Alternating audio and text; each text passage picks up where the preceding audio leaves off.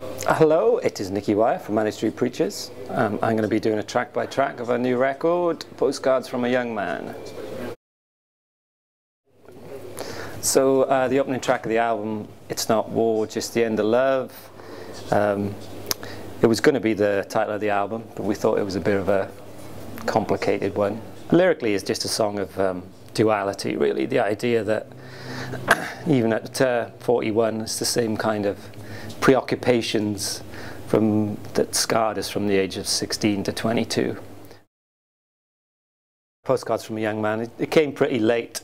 It felt like it needed it to make the album sound complete. You know, you can hear echoes of Design for Life in there, maybe even Second Great Depression off Send Away the Tigers.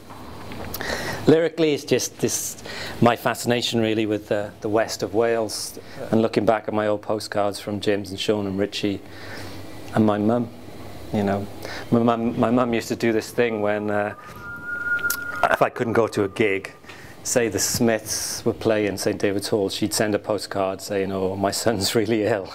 Could you send him a postcard?" Not that I was. So I've got all these brilliant ones off Morrissey, and it's one off Jesus and Mary Chain when Bobby Gillespie goes, "Get well soon from Jesus Christ." They obviously, I was literally 14 and 15 at the time, going off Pill, really nice one off John Lydon and stuff. My mum was ahead of the game. I wrote the music for this.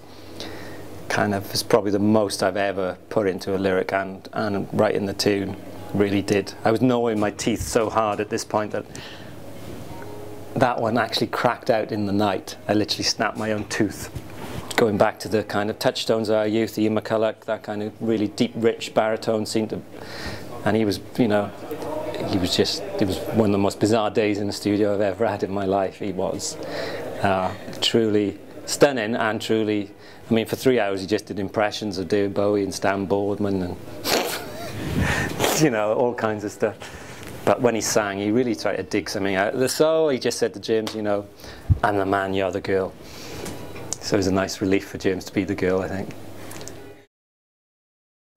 Track 4, The Descent, it was written on the bus in Vancouver. I just did like a 2-page poem and James was playing a tune.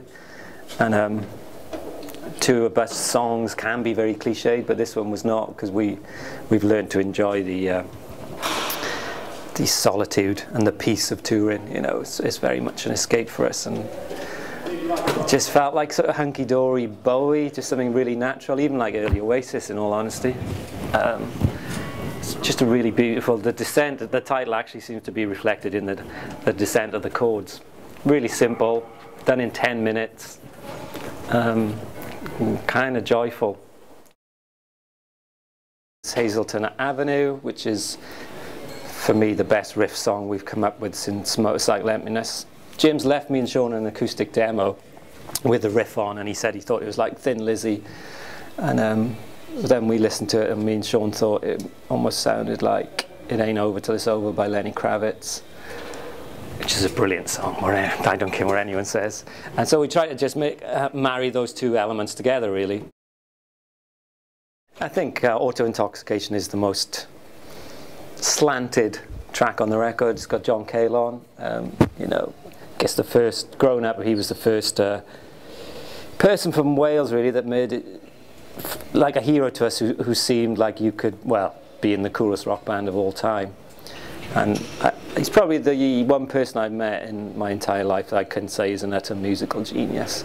I actually wrote the lyrics for the Klaxons after doing a festival in Hungary. A very drunken conversation about this, about a book called The Coming Insurrection by the Invisible Committee. And but nothing ever came from it. I think they could have done with it, to be honest.